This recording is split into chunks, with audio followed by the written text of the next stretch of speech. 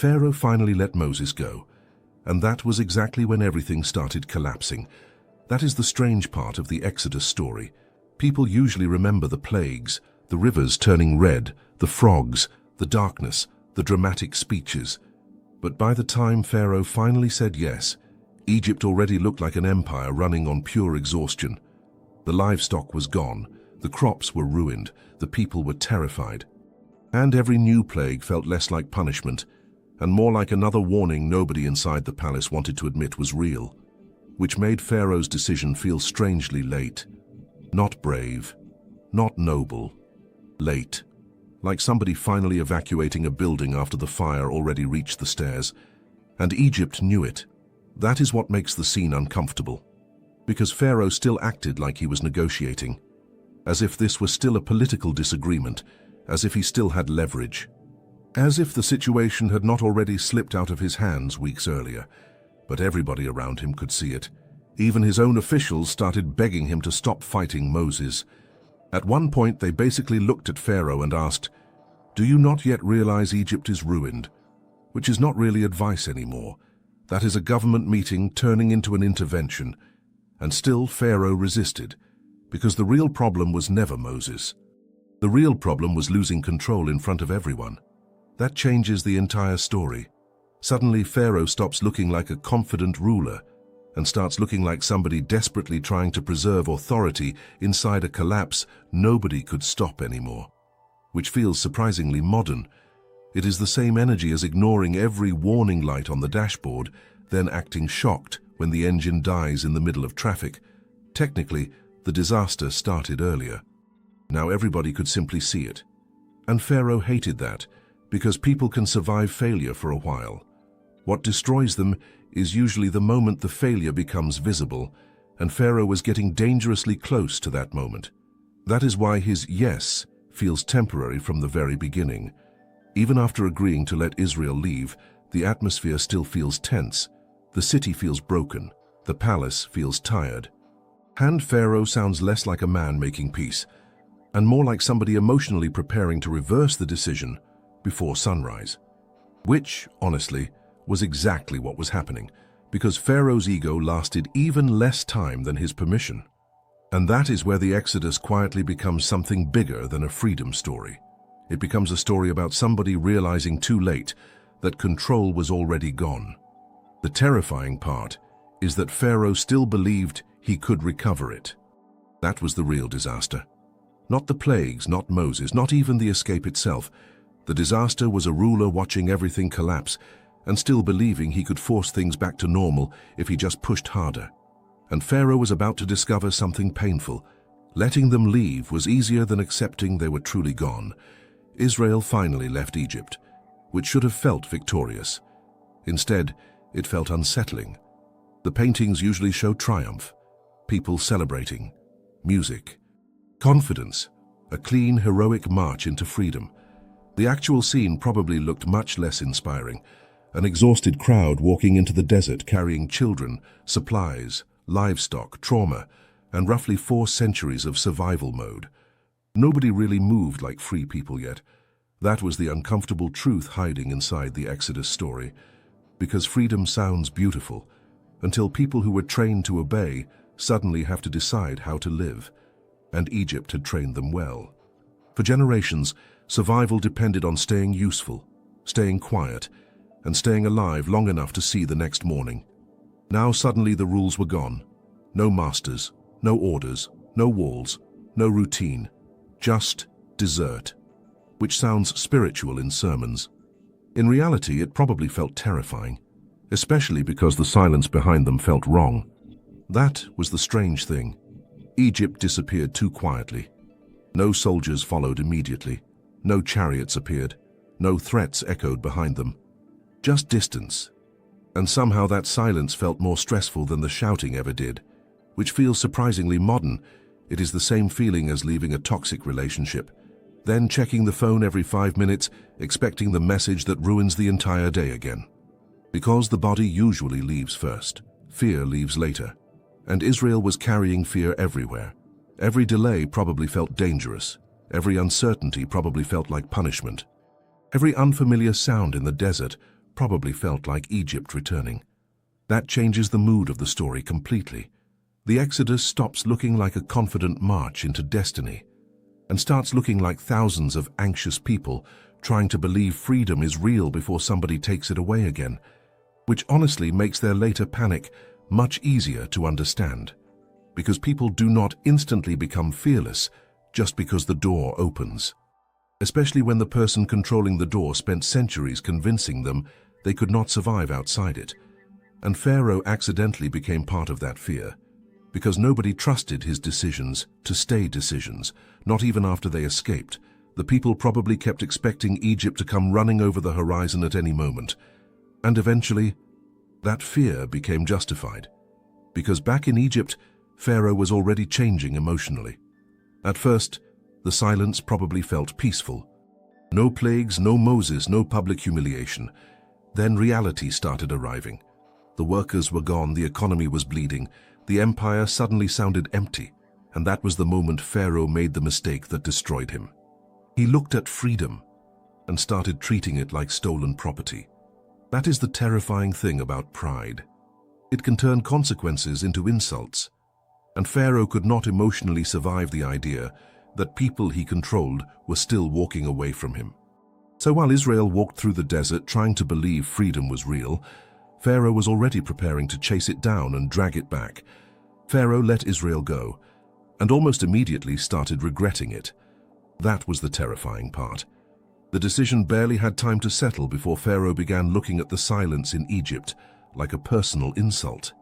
At first, the city probably felt calmer.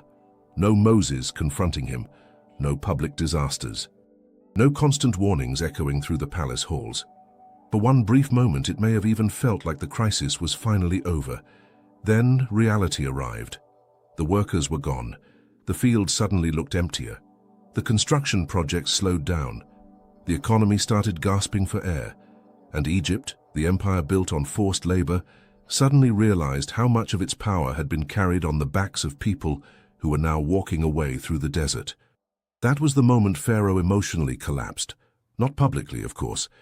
Kings rarely announce emotional breakdowns. They usually call meetings instead. And Pharaoh immediately started reframing the situation inside his head. Israel was no longer a people he released. They became something taken from him, which changed everything. Because once pride turns consequence into theft, revenge suddenly starts feeling reasonable. That is what makes Pharaoh so dangerous in this story. He never truly accepted the loss. He only reacted to it temporarily, which feels painfully modern. It is the same energy as dramatically blocking somebody, then staring at the empty conversation for 10 minutes, wondering why silence suddenly feels offensive. And Pharaoh hated the silence, because silence gave him time to think, and thinking forced him to confront something unbearable.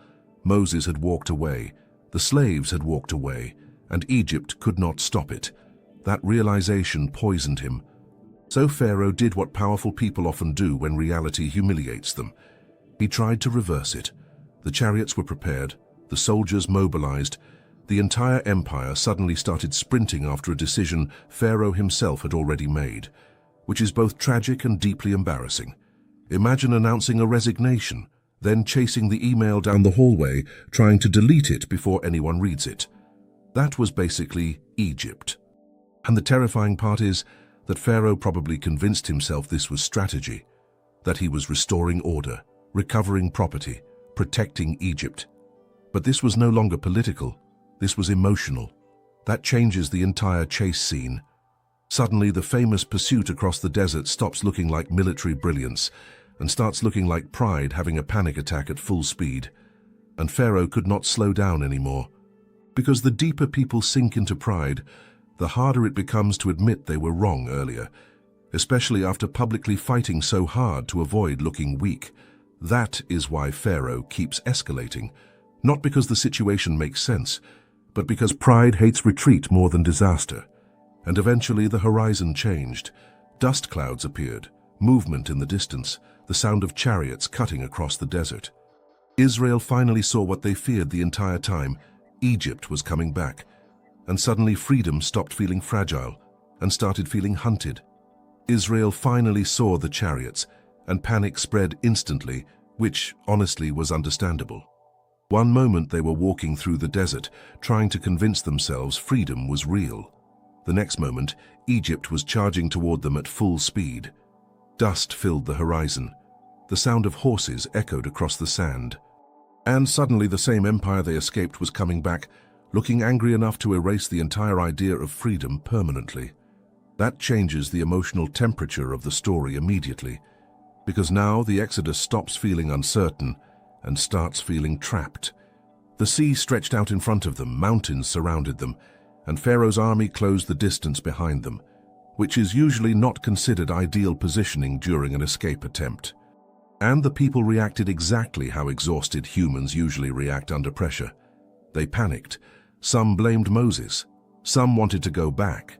Some basically reached the emotional conclusion of, "We survived 10 plagues just to die dramatically next to water," which sounds irrational, until somebody remembers these were people carrying generations of fear, trauma, and survival instinct directly into a crisis that suddenly looked impossible.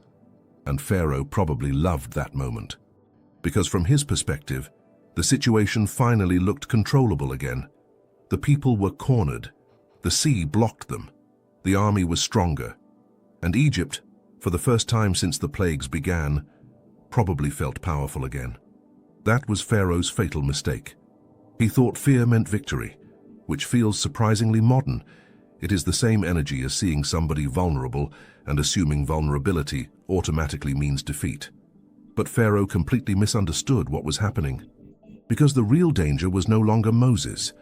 The real danger was Pharaoh's inability to stop escalating after reality already told him to stop. That changes the entire Red Sea scene. Suddenly, Pharaoh stops looking like a strategic ruler chasing runaway slaves and starts looking like a man sprinting deeper into disaster because pride physically cannot tolerate retreat.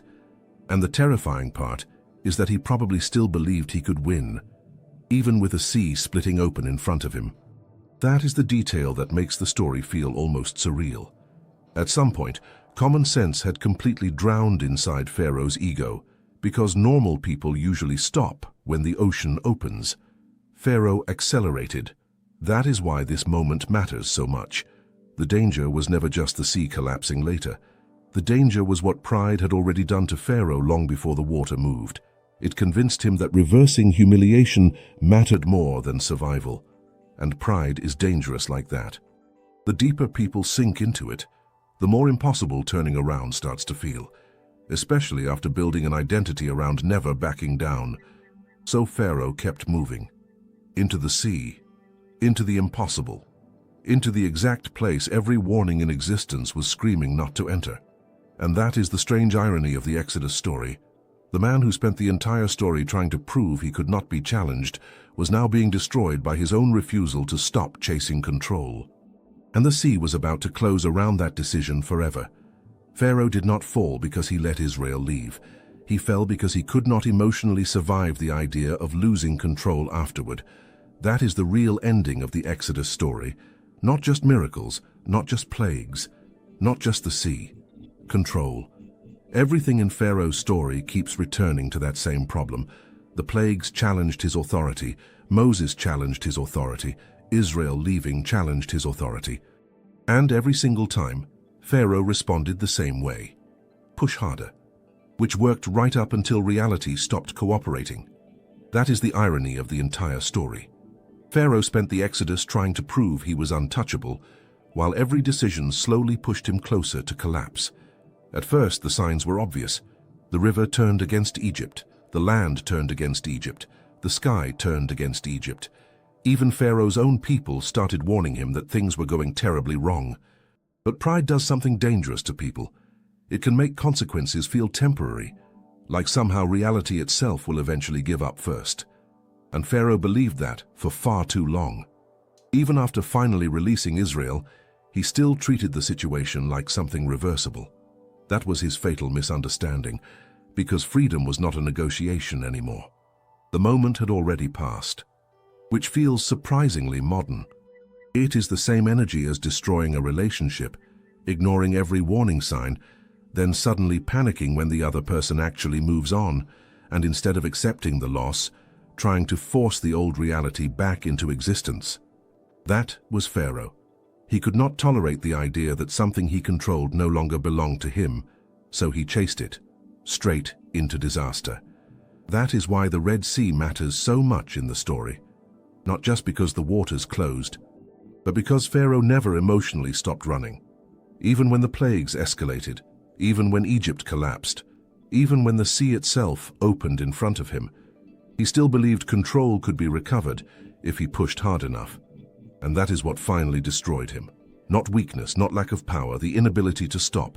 That changes the entire way the Exodus story feels. Suddenly Pharaoh stops looking like a villain being punished by random events, and starts looking like somebody consumed by his own refusal to let go. Which is probably why the story still feels so recognizable thousands of years later, because people still do this constantly. Sometimes the real disaster is not losing control, it is refusing to accept the loss after control is already gone, and the deeper pride gets involved, the harder retreat starts feeling. Even when retreat would save everything. That is the final irony of Pharaoh. He spent the entire story trying to keep people trapped, and ended up trapped inside his own ego instead. That is what ultimately followed him into the sea. Not just an army, not just chariots, a decision he refused to release, and that decision dragged an empire down with him.